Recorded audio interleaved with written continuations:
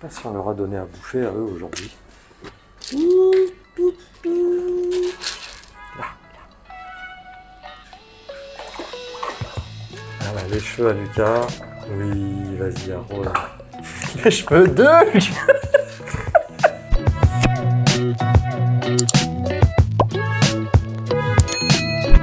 Ça, c'est bien trop.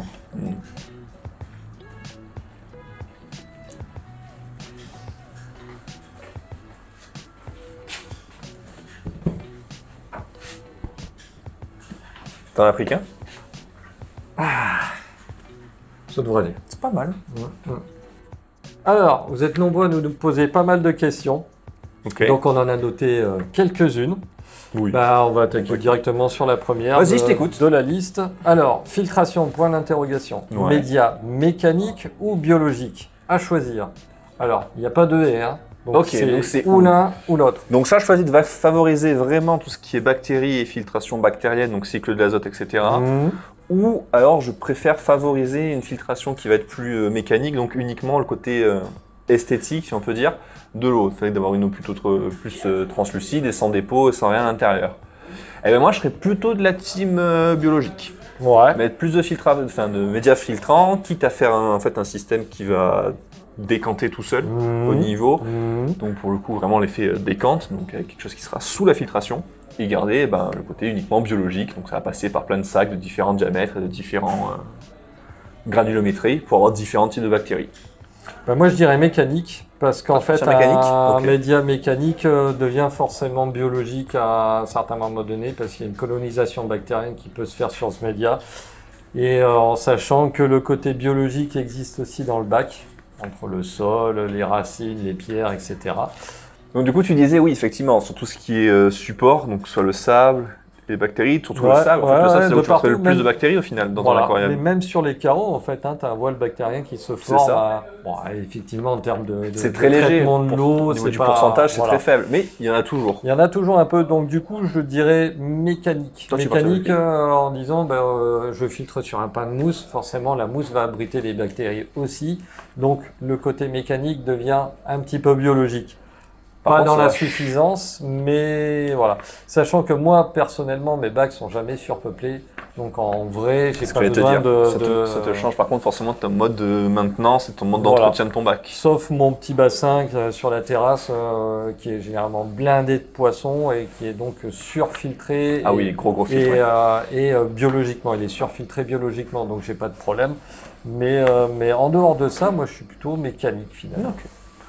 Ok, tu vois, je suis plutôt biologique, on se complète bien, mais voilà. Quitte à choisir, on met les deux si on peut. Voilà. Allez, allez. Suivante. Oh, j'aime bien celle-là. Je cherche le volume idéal pour commencer. Quelque chose de pas trop grand, mais où je serai pas trop vite limité. 1 mètre cube. 1 mètre cube. Moi, ça me va bien parce que. Ça se stocke en plus. Ouais, on peut le stocker dans le jardin. Mais bon, pour un arapaima, 1 mètre cube, c'est. Ouais, grosse filtration. Mais tu peux, techniquement, ça rentre. Hein. Ah oui, tant qu'il est bébé, ça rentre. Plus réalistement, moi, à une époque, je me disais, en dessous de 120 litres, je fais pas grand-chose. À partir de 120 litres, je peux commencer à faire des choses. Et avec le temps, je dirais que 120 litres, ça dépend ce qu'on va faire. Donc, là, c'est pas forcément ça va pas d'avoir des projets en tête, mais vraiment un truc où je pense que voilà, tu te retrouves pas limité à j'ai une espèce de poisson, je peux pas en mettre plus parce qu'il n'y a pas la place au niveau du territoire. Voilà. Et j'ai des espèces de poissons qui font une taille correcte, on va dire 5-6 cm. Ou alors, c'est plutôt sur du microfiche. Donc, pas en dessous de 120, sinon c'est compliqué d'avoir. Ouais, moi je pense que 120 c'est un peu galère, sauf si on dit on fait des microfiches, à ce moment-là on peut descendre. Ouais. Mais sinon, 120 litres, ça donne de l'espace aux poissons, etc. Et on peut mettre 2-3 espèces sans difficulté. Hein. Après, si on fait du gros cyclidé, 120 litres, on l'oublie. Oui, non, voilà, c'est pour commencer là pour le coup. Voilà, le bac, premier bac. Tu vois. Premier bac, moi je dirais 120 litres pour du poisson, c'est pas mal. Ouais. Je vais être plutôt dans cette idée-là. Pour moi, c'est toujours cette idée entre. Alors, l'avantage, par exemple, entre 60 litres et 100 litres, c'est que, et même 120 litres, comme tu disais, c'est des bacs que tu peux facilement trouver dans le commerce. Ah, c'est des bacs qui sont vraiment ce côté prix d'appel, prix d'entrée dans l'aquario, qui sont déjà quasiment tous tout équipés. En dessous de 60, souvent, il n'y a pas toujours le chauffage, il n'y a pas toujours l'éclairage. C'est là où vraiment sur 60, 120, on a la place. ça commence à avoir suffisamment un volume pour faire quelque chose dedans, pas forcément mettre 1 milliard de poissons ou 1 milliard d'espèces, ce qui est généralement le truc qui va le plus vous poser souci quand vous commencez, c'est que vous n'avez pas encore eu l'entretien, la maintenance de toutes les espèces dont vous pouvez rêver, et du coup, ah mais ouais, mais j'aurais rajouté ça, là où quand on commence à avoir quelques années dans l'aquario, ah mais ça j'ai déjà maintenu, ça j'ai déjà maintenu, ça j'ai déjà maintenu, ça je veux plus, ça c'est bon, ça j'ai déjà fait, donc même un volume un peu plus petit, tu te dis ouais, c'est pas grave, de toute façon je veux une seule espèce et c'est celle-là. Ouais, mais si c'est une seule espèce, ouais. Et si on veut plusieurs espèces, moi je dirais qu'en dessous de 100 litres, pour faire un communautaire, 100-120 litres, c'est vraiment le minimum pour avoir quelque chose de correct et bien. Ok. Tu veux une deuxième question en rapport? Allez, alors. Vas-y. J'aime vraiment l'aquario, mais j'ai peur de me lancer. Cher, encombrant, responsabilité. Par quoi commencer? Alors, si on a peur de la responsabilité des animaux, bah, il faut pas prendre d'animaux. Alors, je vais être un peu brutal. Un chat, un chien, il faut de la responsabilité. On prend pas ça sur un caprice. Les poissons, c'est pareil. Ils font pas de bruit, ils réclament rien. C'est encore pire, ouais. Pourtant, il y a une responsabilité dessus. Alors, cher, je suis pas d'accord. Il y a le Bon Coin, il y a des super promos à droite à gauche. Il y a moyen de s'équiper pour vraiment pas trop cher. Encombrant, il y a des petits volumes avec les limites que ça impose. Tout à fait. Mais on a toujours une petite place à la maison pour qu'elle ait un aquarium en quelque part. Effectivement, il y a le côté responsabilité où il faut vraiment être conscient que ce ne sont pas des objets, il y a vraiment du vivant, donc il faut s'en occuper. Donc, si la responsabilité fait peur, il ne faut pas se lancer. Si ça ne fait pas peur, le cher et l'encombrant, je pense que ce n'est pas vraiment un problème. Donc, il ne faut pas avoir peur de se lancer. Par contre, il faut se documenter en amont. Il faut demander des conseils à des vendeurs en animalerie. Vous pouvez nous demander des conseils à nous. Il y a des forums, des pages sur les réseaux sociaux. Il y a du monde, vraiment du monde pour vous donner des conseils. Donc, si vous regardez cette vidéo, c'est que vous regardez la chaîne par exemple. Et là, vous allez dire plein de conseils aussi. Donc, vous êtes dans le bon chemin. Vous êtes dans le bon chemin. Voilà. Donc, moi, je pense qu'il ne faut pas avoir peur de se lancer. C'est pas si compliqué que ça. Ce qui est compliqué, c'est d'avoir un aquarium équilibré. À partir de là, ça va tout seul. Donc toi, je sais pas ce que tu en penses là-dessus. Et je pense que tu as complètement raison sur ce que tu dis. Moi, je serais aussi pour discuter du projet. Alors, si on n'est pas majeur, si on est un peu jeune, par exemple, déjà le faire avec les parents, voir à quel point est-ce que je peux emmener le projet et qu'est-ce que je peux projeter et à quel point mes parents sont prêts à s'investir dedans pour m'aider. Que ce soit au niveau de tout ce qui est compliqué, c'est-à-dire changement d'eau, s'il est aquarium dans la chambre, est-ce que j'ai le droit de le mettre dans le salon, est-ce qu'ils vont être d'accord, est-ce qu'ils vont pas être d'accord. Donc vraiment bien mettre le projet à la base, choisir la population et se dire ça, c'est des poissons dits faciles pour débuter ou etc. Si pour moi il n'y a pas de poisson particulièrement plus pour débutants que d'autres, dans le sens où l'important c'est d'avoir la bonne documentation comme tu le disais Steph, et d'avoir les bonnes infos dès le départ. Une fois qu'on a tout ça et que le projet est déjà carré dans notre tête, c'est beaucoup plus facile de le mettre en place. Mais bon, quand tu débutes ton projet, tu vas dans une animalerie. Ah, celui-là, il est beau. Ouais, oh, regarde celui-là. C'est sûr. C'est vachement compliqué. Donc c'est vraiment réfléchir, c'est-à-dire je me cadre et je me retiens à ce que j'ai dit. Il faut se faire épauler. Il y a forcément des voisins qui ont un aquarium. Il y a forcément des gens qui vont vous expliquer, etc. Qui vont vous dire, il faut commencer par la base du guppy, du platy, du xypho. C'est les poissons de base. On est tous passés par là. Alors, ouais, c'est vrai que peut-être qu'un scalaire, ça fait rêver tout ça, mais un scalaire, il lui faut de la place, un discus, c'est génial, mais là, il faut aussi un peu d'expérience. Donc, il faut commencer par la base, et puis quand on s'est fait la main, on donne les poissons, l'aquarium s'il est trop petit, puis on passe à quelque chose d'au-dessus. Et on fait plaisir à quelqu'un qui va démarrer comme vous. Voilà, mais il faut débuter. Et si la responsabilité ne fait pas peur, le reste, c'est un détail. Le reste, c'est un détail. Donc faut se lancer quoi. Faut réfléchir le truc pour se lancer correctement, mais faut se lancer. Ok. Oh, ça va te plaire ça. Ouais. Pour mon éclairage, combien d'heures il faut mettre? Parce qu'on me dit jamais la même chose. Alors. Déjà pourquoi on dit jamais la même chose? Parce qu'on n'a pas forcément les mêmes attentes. Moi, je suis formaté, on va dire, dans un système qui me convient chez moi, qui convient un peu partout. On est à peu près à 7 heures d'éclairage. Pourquoi? Parce que si on met plus longtemps, on a l'arrivée des algues. Si on met moins longtemps, on a les plantes qui font un peu la tronche. Voilà, bon. C'est mon avis. Il y en a d'autres qui vont vous dire, ouais, 12 heures d'éclairage, etc. Chacun son expérience. Moi, c'est ce que je vais conseiller. Alors, je sais pas, toi, à ton niveau, ce que tu pourras en dire. Oh, moi, j'irais limite même sur des fois un peu moins, dans le sens où tout aquarium a besoin d'avoir un cycle, donc que ce soit au niveau de l'azote, comme on a dit, que les bactéries, etc., mais au niveau aussi du rodage par rapport à l'éclairage. Un bac qui va avoir 1 mois, si vous l'éclairez pendant 10 heures d'affilée, il explose et ça devient vert. En 3 jours, il est vert. Un bac qui commence à avoir 1 ou 2 ans, s'il est réglé, qu'il a été progressivement monté jusqu'à 10 heures d'éclairage, il a étonnamment d'un coup, oh, ah ouais, en fait ça marche. S'il y a beaucoup de il n'est pas plantes à passé à croissance 10 rapide, heures d'un coup, ouais. mais il est monté progressivement. Si il a la faune qui va, et la faune et la flore, comme tu disais, qui va avec, forcément ça va fonctionner beaucoup mieux. Donc même des bacs qui sont vraiment en démarrage les premières semaines pour éviter d'avoir ce côté algue verte qui est vraiment très décourageant, on est d'accord avec ça au niveau de l'aquario. Des fois je pouvais conseiller les gens d'éclairer vraiment 5h30 parce qu'ils avaient des LED qui tapaient très fort, qui n'étaient pas forcément réglables, et voilà, au bout de 5h30, et toutes les semaines ça montait d'un quart d'heure, d'un quart d'heure, d'un quart d'heure. Ah, j'ai monté d'un quart d'heure, j'ai commencé à avoir des algues vertes, je redescends d'un quart d'heure, et je laisse une semaine passer, et je remonte, jusqu'à arriver au cycle où là je peux plus monter sans avoir d'algues vertes, donc je redescends et je suis sur le nombre d'heures de mon bac. C'est une question vachement compliquée, on pourrait presque en faire un sujet vidéo parce que ça dépend des plantes, ça dépend de l'éclairage, ça dépend de l'environnement, si la pièce est déjà éclairée. En fait c'est vraiment chaque bac a son temps d'éclairage qui va être propre en fonction de les évolutions. C'est vrai. Et vous allez éclairer peut-être un peu plus par rapport à l'hiver parce que vous aurez moins de périodes lumineuses extérieures. Par contre l'été il faudra enlever un quart d'heure ou une demi-heure parce que il y a déjà beaucoup de lumière dans la pièce. Donc bon, c'est en fonction de où est placé l'aquarium, est-ce qu'il y a une fenêtre à côté, est-ce qu'il est complètement dans le noir toute la journée. Il y a pas mal de choses, mais c'est pour ça qu'on n'entend jamais la même chose pour moi au niveau de l'éclairage. Ouais. Chacun a son expérience et chaque bac est unique. Exactement. Tu reveux la feuille peut-être. Allez, moi je reveux la feuille. Alors, pourquoi c'est si difficile de trouver des articles animaux originaux dans l'aquario? Moi ça c'est une question que je trouve très pertinente. Alors, je ne sais pas ce que tu vas trouver comme réponse, mais moi j'ai un petit peu... Alors, moi je vais commencer... T'en as un des deux que tu préfères? Parce qu'on va traiter articles et animaux si tu veux. Animaux, pour avoir un peu vu ça un peu partout, pas dans le monde, parce que je suis pas un globe-trotter, mais dans différents pays. T'as voyagé. J'ai un peu voyagé. De la bouteille. Donc du coup, je sais ce que c'est qu'animaux originaux dans l'aquario et je peux déjà donner une réponse là-dessus.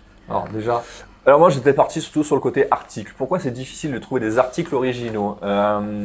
C'est vrai que quand on cherche, demain si j'ai envie de faire un aquarium original, alors j'ai le choix de mettre des plantes qu'on n'a pas trop vues à droite à gauche, mais ça faut que je trouve des gens qui vendent des plantes originales qu'on voit pas à droite à gauche. Par exemple flore aquatique, le feuille, c'est bien, c'est sympa. Ouais, on en a quelques-unes. Il y a quand même pas mal de choix de plantes. C'est vrai que quand on va dans des endroits plus grand public, au niveau du commerce, on va retrouver des plantes dites faciles parce que c'est quand même pratique de garder des plantes en vie du moment où on les a achetées et puis mis à la vente pour ses clients. Donc c'est vraiment important d'avoir ça. Donc on va se limiter à certaines plantes. Ça malheureusement c'est sûr.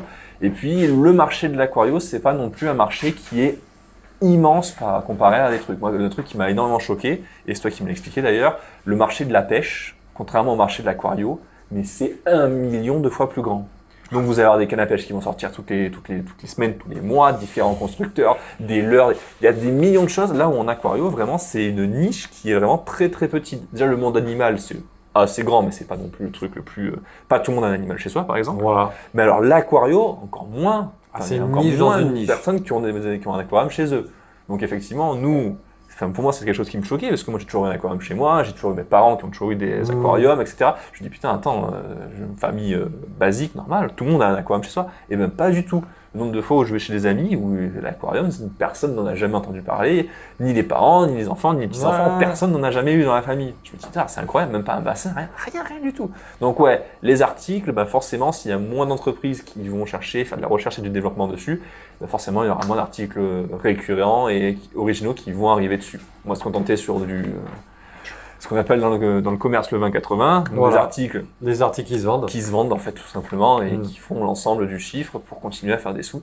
Et il y a quelques entreprises qui vont voir des volontés de faire des produits un peu originaux, un peu sympas.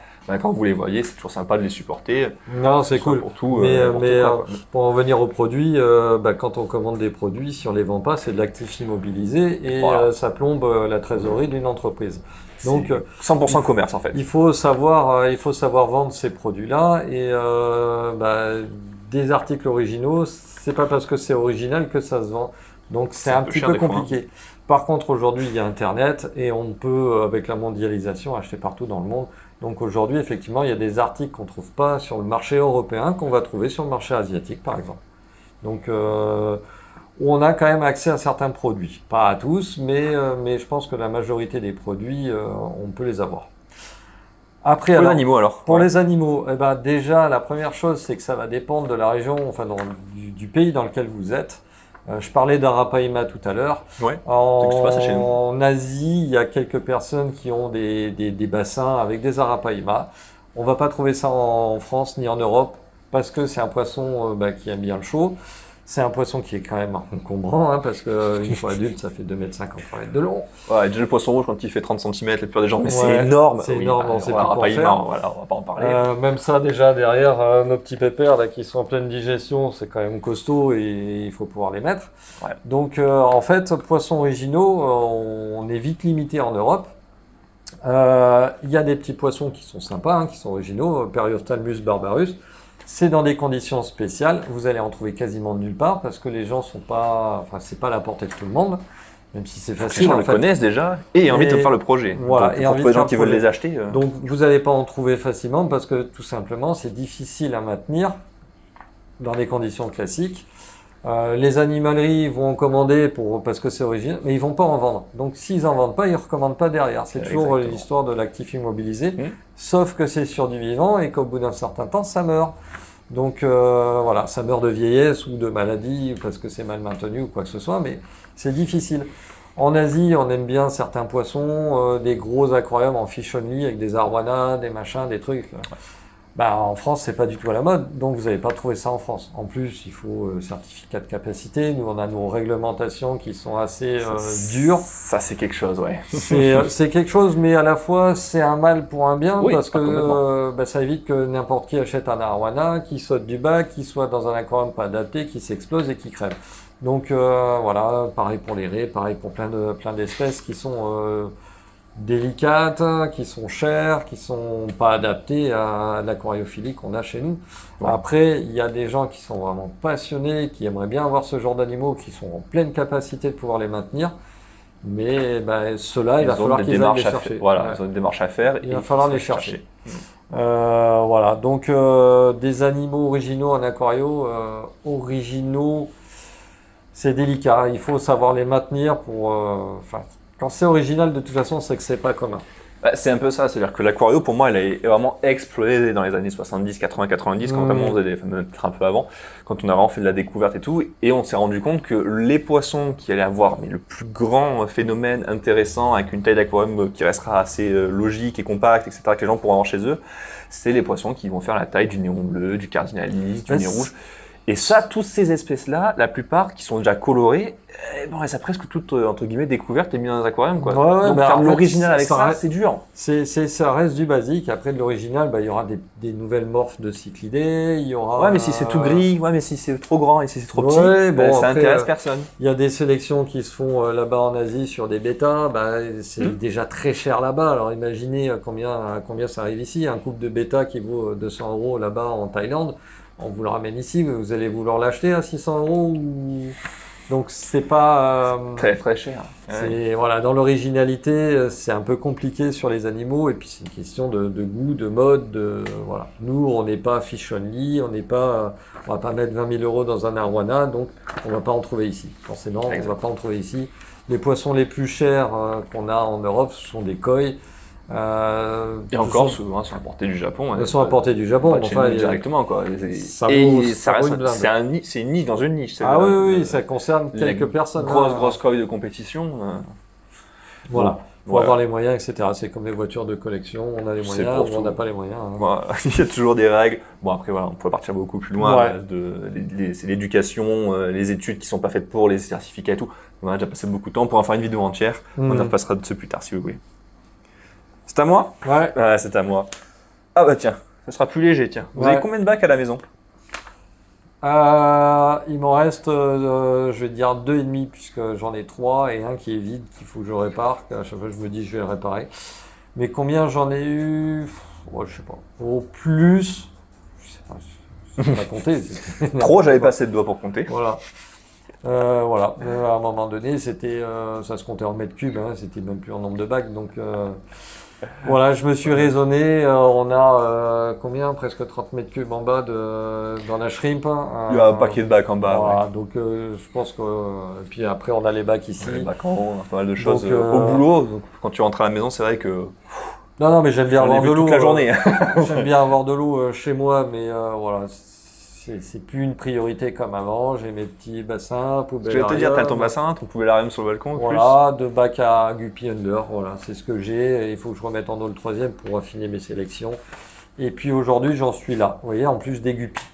Mais c'est vrai que C'est j'avoue. poisson pour débuter. Après Ouais. autant d'aquario. Ouais, Et comment c'est ouais. possible? Bah, comme Bah, ça. c'est cool. Mais, Peu importe combien d'aquarium, il y a mais des poissons qui sont peut-être toujours que cool, je qu'on aime bien. peut-être que je remettrai un projet sur un bac de 200 litres, parce que je suis en studio en cinquième étage. Je pourrais pas mettre trop lourd. Mais ouais, j'ai envie d'une cuve pas trop petite et puis faire un petit truc avec des poissons pas communs. Je vois. Tu le sais à peu près déjà. Hein. Oui, j'ai une bonne Voilà. idée. T'en parles jamais en plus, donc Ouais, c'est ça qui c'est ça qui est fait. Et toi alors?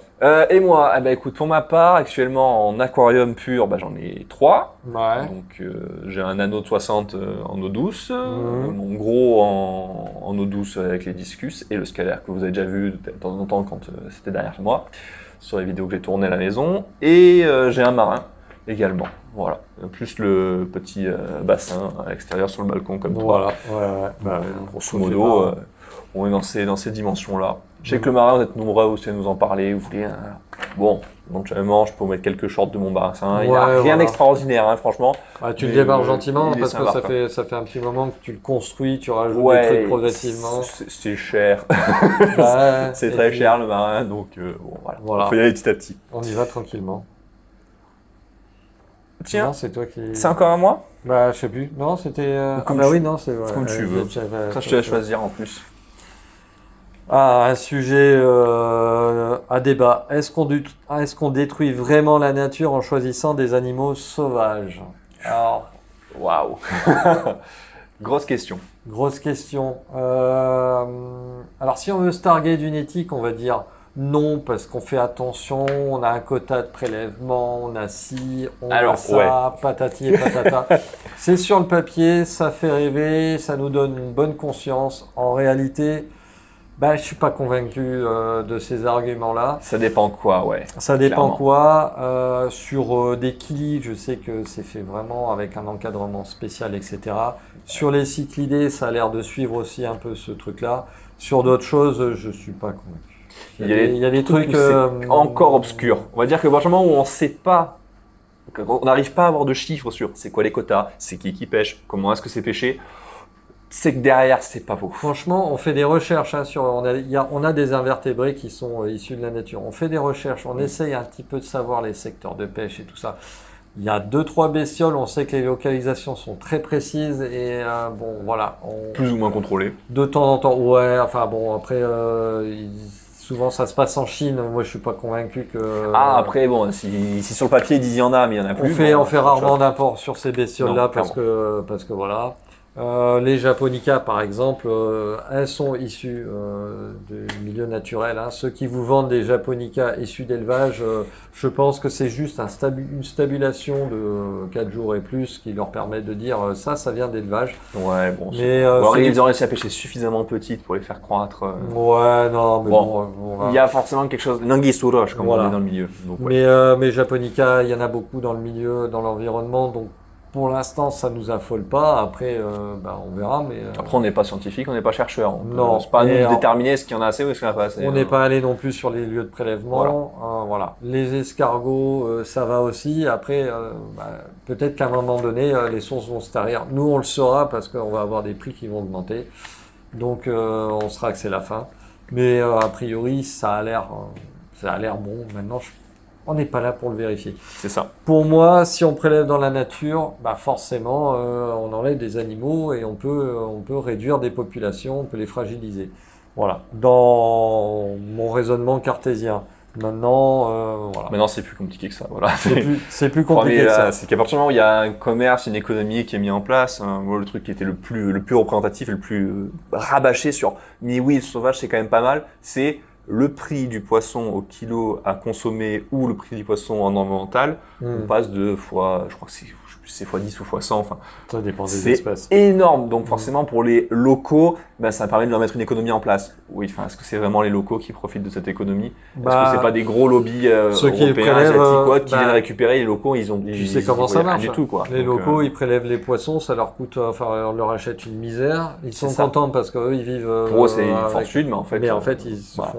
ils se font arnaquer. Il n'y a pas de commerce équitable comme sur le café. Là. On est Non. vraiment sur un truc. Donc, moi, je sais Faut pas. que les prix mais, soient le plus bas possible, on va jusqu'au bout. Bon, animaux c'est- sauvages, sur certaines espèces, on n'a pas le choix. Il faut pas en abuser. La question suivante, je pense qu'on en ferait un sujet. Ouais, non, il faut en faire un sujet. Hein. Mais on peut la lire, hein. Mot pour mot, ça peut être marrant. Vas-y, vas-y. Tu veux faire ça? Ouais. Je suis chaud. Bordel, mais c'est quoi la photosynthèse au final? Donc ça, je pense qu'on va en faire un sujet. On va en faire un sujet. Il faut en faire un sujet entier. Non, on avait fait les. Non, j'étais pas encore là. Mais vous aviez fait les éclairages, Ouais. les lumières et tout. Alors, donc ça, on on- parlait un petit peu On dedans. mixera peut-être d'autres Ouais, trucs il y a avec deux, la trois trucs. photosynthèse, mais on prendra le temps de l'expliquer et aussi Développer bien. non, de le montrer, enfin de mettre un ou Ah. deux trucs pour expliquer Il faut les des histoires, schémas, il faut, voilà, des, il faut voilà. des prises de plans et tout. En gros, c'est le soleil qui alimente des plantes et les plantes dedans, elles ont des cellules qui captent la lumière du soleil pour fabriquer des sucres à base de l'oxygène. Non, on vous l'expliquera, je dis n'importe quoi. C'était Enfin, pas si mal le début. hein. ouais, C'était ouais, bon. mais je mélange un peu. Il y avait ce qu'il faut. Est-ce que c'est vrai qu'il faut pas taper sur les vitres?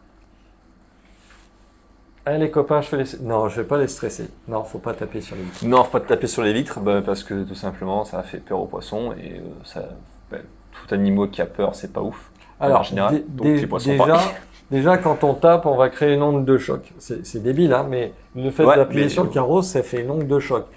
Le son dans l'eau, ça se propage à C'est 1500 mètres seconde, donc ça va très C'est vite. qu'il y a de et l'eau très fort. derrière, c'est beaucoup plus que l'air. Les poissons ont des vessies natatoires. Les vessies natatoires, ça agit un peu comme des oreilles internes. Donc quand il y a un bruit, ça Ça résonne résonne. dans la vessie natatoire. Oui. On tape, ça résonne dans la vessie natatoire du poisson qui part en panique direct. Parce que pour lui, c'est de la prédation. Ça peut être Enfin, c'est originaire c'est de un prédation bruit, derrière, voilà. un bruit brut, c'est donc il a rien à réflexe de faire fuite. là. Voilà. Réflexe de fuite, dans nos aquariums, c'est pas gros, ils se tapent la gueule contre les cailloux et tout, c'est pas bon. Les crevettes avec leurs petites antennes, bah, elles captent aussi les vibrations, donc on tape, elles se barrent.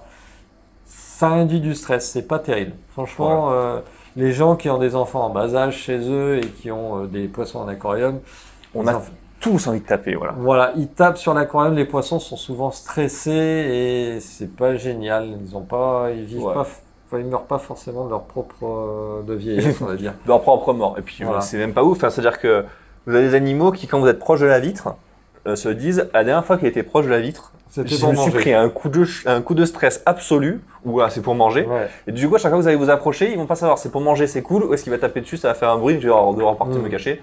Donc, à chaque fois que vous approchez de l'aquarium, bah, les poissons, ils en récupérant le. Ils servent à j'ai rien pas- ces poissons. J'ai pas le mot. Sauf si tu mets la main là où ils commencent à monter là, voilà. Hein. Bon. Bref. Donc voilà, donc les poissons vraiment fuient en amont du problème pour éviter tout ceci. Et Éviter c'est le moche. maximum possible de taper Sur les Voilà. vitres. avec la main ou la tête, hein, ça c'est pareil. C'est pareil. C'est quoi les éléments essentiels dans un aquarium? L'eau. Alors oui, sans... Les carreaux pour retenir l'eau. c'est quand même pratique. Bon, j'imagine que la question c'est quel est le matos minimum pour faire un aquarium? Ah, c'est compliqué. Moi franchement, si je devais partir avec Ouais. le minimum, je partirais avec une filtration, un éclairage et un chauffage. Vraiment minimum. Ah ouais? Alors moi, pour avoir fait... Mais bon, le chauffage c'est parce qu'il n'y avait pas éventuellement besoin. S'il n'y a pas besoin, il n'y a pas de chauffage. Pour avoir bricolé en club aquario, on va dire, avec les moyens qu'on avait, je dirais le minimum, c'est un récipient, de l'eau et un bulleur. Qu'est-ce que je dirais pour pas air? Et une pompe à air. Je voyais Avec bien ça, on arriver. arrive déjà à maintenir des animaux. Alors, pas dans les meilleures conditions, mais on arrive à maintenir. Voilà, donc moi je transformerai ce bulleur en exhausteur, comme ça on a une filtration et on a un minimum. L'éclairage, si on fait vraiment des bacs d'élevage, on n'a pas forcément besoin de super plantes. On met de la mousse, pas besoin de lumière, ça se débrouille. Voilà. Donc, la filtration, quoi qu'il arrive, c'est l'élément principal. On peut partir Ouais. éventuellement avec l'aquarium, la filtration, laisser tourner, en plus ça se temps de cyclage de 1 mois, et venir le mois d'après, quand les souris retombent dans le compte, ça c'est bien, faire le reste des achats avant de mettre les premiers poissons par exemple, ça peut être une solution.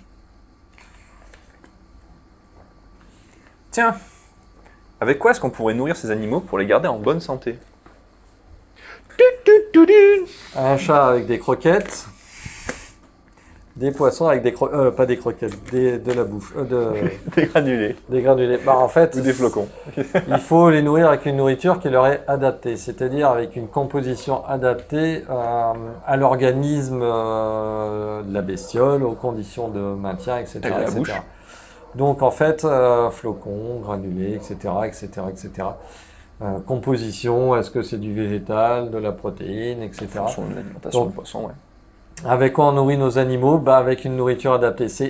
La question est tellement vaste que la réponse ça va être très vaste.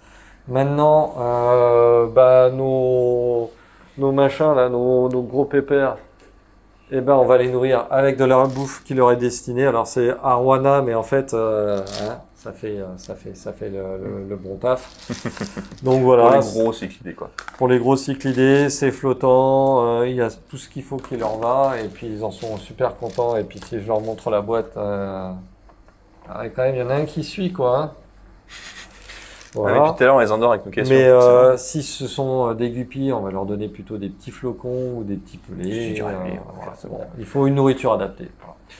Est-ce que tu mixerais, toi, à l'alimentation, donc granulés, flocons, avec du congelé ou du vivant, s'il y a possibilité? Oui, s'il y a possibilité, je le fais, mais je fais aussi confiance aux nourritures du commerce, en sachant que théoriquement, Elles ont bien évolué quand même. Ouais, elles sont, il n'y a qu'à voir l'offre, donc elles sont vraiment adaptées aux poissons. Oui, c'est vrai ça. Il y a moyen de les nourrir toute leur vie. Alors, je vous dis ça, chez moi, j'ai plein de bouffe pour donner à mes guppies.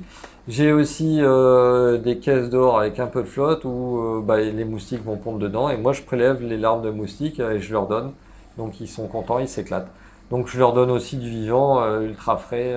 Donc, tu donnes du vivant et tu mixes au maximum les nourritures en plus pour avoir plus de variabilité. De variabilité. Les crevettes, je d'intérêt leur dans la donne des feuilles, des fois des petits morceaux de légumes.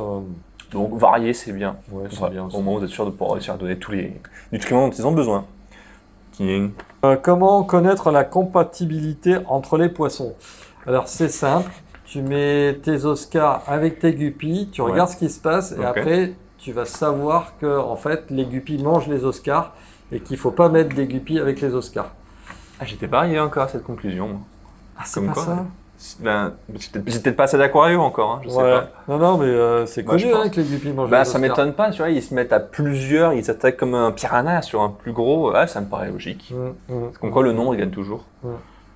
Sinon, en vrai, comment on fait? En vrai, déjà savoir, on sait qu'un poisson est prédateur à son allure, à sa morphologie, aux recherches qu'on a sur le net et aux questions qu'on pose à tout le monde. C'est ça. Donc, quand on a un prédateur, on va pas le mélanger avec des petits poissons pépères, parce que sinon, on sait que ça va mal se finir.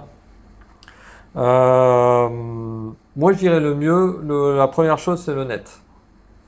On tape la petite question. Au moins, voilà. Si le sujet a déjà été ouvert, il y a déjà des réponses à apporter. Forcément, on a les réponses sur Internet. On va trouver les réponses sur le net. On peut aller en animalerie. Qu'il faut. Voilà. Demander aux vendeurs. Alors évidemment, il y a des vendeurs qui comment il le sait très bien. Parce qu'il a été formé, puis c'est un passionné d'aquarium. Donc il a certainement déjà testé avant vous le mélange. Alors éviter le vendeur saisonnier qui en a rien à secouer. Mais c'est le mec qui vend des barbecues entre deux poissons, c'est pas bon signe. S'il y a rayon jardinerie, poterie, mais non, généralement c'est plus le cas. Les informations, on les a facilement, il suffit de poser les questions et puis vous allez le savoir. Après, vous prenez un Dermogénis pucillus, rien qu'avec sa tronche de brochet crocodile, on sait qu'il va manger les alevins de guppies, donc on va éviter de mélanger. Voilà. Mais voilà, le meilleur moyen c'est Internet, c'est Google. Taille de la bouche c'est bien, s'ils font plus ou moins la même taille, généralement c'est un bon signe. Après le truc quand on a besoin d'utiliser des connaissances, c'est par rapport au caractère, est-ce que ça va se battre? Mais déjà, est-ce que ça va se manger l'un l'autre? Ouais, généralement ça se voit, c'est bien. Ça se voit assez facilement, sans doute. Mais bon, après, il y a des petits poissons teigneux. Les barbus de Sumatra, par exemple, sont très teigneux, ont tendance à attaquer les nageoires des autres poissons. C'est un peu plus compliqué. Donc ça, c'est renseignements, il faut bien les conseillé, demander. c'est important. Ouais. Ouais. Vraiment important. Pourquoi on n'a pas la même aquario selon les continents? Question de goût, question de mode. Comme je dis, en Asie, ils aiment bien... Pourquoi on ne s'habille pas pareil sur tous les continents? En fait, c'est bien, ça résume bien le Ouais, truc. ça résume Question le de truc. mode, ouais. En Asie, ils aiment bien mettre en valeur un poisson en particulier parce qu'il a été sélectionné, etc. Nous, on s'en fout, on est plutôt aquarium avec des décors, des plantes, aquarium naturel, etc. Aux États-Unis, ils tapent un peu partout, ils sont plus beauté du poisson que décor. Mais il y a pas mal d'aquascapers là-bas qui commencent à arriver, en Asie aussi d'ailleurs. Ce que je vais te dire, c'est compliqué aussi parce que eux, les États-Unis, entre États-Unis et Canada, ils ont des il y a législations qui n'ont rien à voir. Voilà. Tu as des poissons à la frontière, pas de souci, t'as plus le droit. Voilà. Donc c'est Ouais, c'est je parlais, je crois que c'est encore les arowanas justement. Ouais. Aux États-Unis, je crois que c'est interdit. Oui. Ça dépend des États. Mais Le Canada, pas le problème. Donc tu te dis, waouh, c'est particulier. Non, c'est sûr. Bah, l'Arowana, ils ont. Le problème, c'est qu'ils ont des invasions. C'est ça, ils ont des. C'est tellement vaste qu'il y a des endroits où ça tiendrait pas, d'autres endroits où ça tiendrait. Ils ont plein de poissons d'Asie qui sont en train d'envahir. Ils ont quelques snakeheads. Hein. Des snakeheads, tout simplement l'amour marbré, une espèce de carpe asiatique qui a tendance à sauter. Vous avez vu les vidéos où les poissons sautent de partout, ils ont ça. Avec les éclairages, tout à fait. Moi, j'ai entendu parler qu'il commençait à y avoir à certains endroits des arapaima qui commençaient à être là. Il y a eu j'ai vu une vidéo où il y avait un couple d'arapaima, il y avait des juvéniles et tout ça, c'était aux États-Unis et en pleine nature. Donc, ça peut leur péter à la tronche, mais bon, voilà, tout ce qui est les gros poissons couteaux, les featherbacks, comme ils ont en Asie, ça arrive là-bas aux États-Unis et puis certains canaux sont envahis. Donc, législation appropriée. Nous, on peut dire qu'on est envahi par la perche-soleil, par le gambusi, le poisson-chat, qui est une espèce américaine à la base. Du poisson rouge. Des poissons rouges, alors Carasus auratus, on l'avait, ça vient d'où? Ça vient des pays de l'Est. Il me semble, je ne veux pas dire de conneries. C'est originaire d'Asie, mais ensuite ça commence à remonter, oui. Après, ils ont eu la culture qui a... On a le carassin, en gros, c'est poisson rouge, mais pas rouge. Bon, on sort des coilles de droite à gauche. C'est pas gênant. Ça s'hybride, quoi. On va dire que biologiquement parlant, ça peut poser des problèmes. C'est pas aussi catastrophique, effectivement, que des snakeheads qui vont tout manger ou autre. On n'a pas des biotopes défoncés. Par contre, on a perdu des espèces. On a un kili qui vivait naturellement, qui a disparu, ou quasiment disparu, à cause en grande partie des gambusies qu'on a introduits pour lutter contre les larves de moustiques. On a quelques espèces, on a un goby aussi qui arrive en eau douce, qui a tendance à manger les œufs des autres poissons, qui risque de provoquer des problèmes. Il y a une espèce de crevette là, qui vient du nord de l'Europe, et qui est en Allemagne, qui aurait tendance à descendre par le Rhin et qui pourrait aussi menacer chez nous. On ne sait pas à quel niveau. Il n'y a pas du crabe aussi, pas loin de chez nous? Alors on a le crabe bleu qui est en mer, donc qui est là, qui a tendance à venir. On ne sait pas encore l'impact sur les écosystèmes. Enfin, on a plein de... Il y a du choix. Il y a du monde, ouais. Bon, on n'est plus du tout sur la question là, qui était pourquoi est-ce qu'on n'a pas les accords selon les continents. Ouais, mais comme tu disais, en fonction des goûts et des couleurs, c'est important. C'est ça. Et puis voilà, comme nous, encore une fois, en France, en Europe, on a des législations qui sont strictes, qui sont plus cadrées. Vous avez le droit à ça, vous n'avez pas le droit à ça. Pour l'instant, c'est encore vous n'avez plus le droit à ça. Vous n'avez pas le droit à ça et le reste est autorisé. Il y a les fameuses listes qui vont arriver. Mais ça a tendance à s'inverser. On verra en fonction, on sera au courant et informé sur ça. Mais ça peut changer. Donc, en fonction de ce qui est autorisé dans chaque pays, on va avoir une aquario qui va évoluer en fonction d'eux. Et puis, c'est sûr que si le poisson qui est dans le lac à côté, il est plus attractif et facile à repérer et à maintenir que le poisson qui vient de l'autre bout de l'univers, forcément, l'aquario a plutôt tendance sur ces genres de poissons-là. Tiens, tu en veux une dernière? C'est vraiment plus simple, les épiphytes. Ça ferait presque un sujet, ça aussi. C'est vraiment plus simple, les épiphytes. Oui, les épiphytes, c'est plus simple dans le sens où ça a une croissance qui est moins rapide, donc ça a des besoins qui sont moins exigeants. Et c'est pratique parce qu'on peut les mettre n'importe où, ça tient tout seul. Par contre, en conséquence, il faut avoir une maintenance du bac qui est adaptée à eux, avoir un écosystème qui tourne autour de ça, puisque si vous avez que des plantes épiphytes à croissance lente et que vous éclairez comme un malade, vous allez avoir des algues, donc il faut adapter en fonction. Donc c'est plus simple, Oui, c'est mais plus rapide, mais ça n'empêchera pas qu'il soit quand même contraignant sur d'autres points. ouais, ouais. Là, ça consomme pas trop de nutriments, donc les nutriments, s'ils sont pas consommés, ce sont les algues qui vont les consommer. Donc maintenant, s'adapter. Soit on rajoute des plantes à côté qui ont une croissance rapide, en gros, qui vont consommer ces nutriments-là. Soit on fait des changements d'eau réguliers, soit, enfin, C'est sur plus le facile à papier, maintenir, sur le papier, c'est mais il y a d'autres facile. trucs à faire. Mais il y a Voilà. des contraintes en fait qui sont liées à certaines choses. C'est comme les gens qui ont des plantes en plastique dans leur aquarium. Pas de problème pour l'entretien, mais il y a des algues, donc il faut nettoyer ces plantes-là de temps en temps, tout refaire tout le bac de temps en temps. C'est pas génial. Voilà. Si c'était un lieu stérile et vide dans l'aquarium, ouais, carrément, c'est plus simple, c'est plus rapide, comme les plantes en plastique. Mais comme c'est pas le cas, bah non.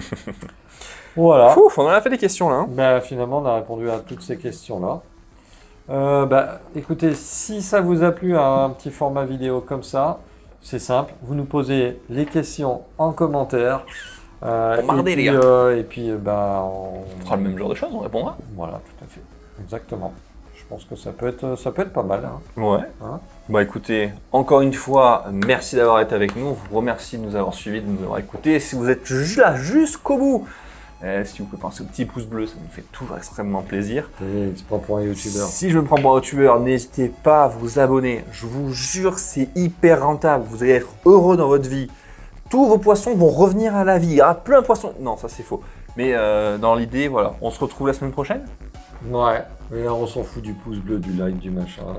Si vous voulez pas vous abonnez pas. Non, mais revenez la semaine prochaine, on est sympa. Mais revenez la semaine prochaine. Voilà. Allez, à bientôt. Ciao, les gars. Ciao. Bon, ben moi j'ai un barbecue à aller vendre. Oui, le rayon barbecue c'est moi, j'arrive.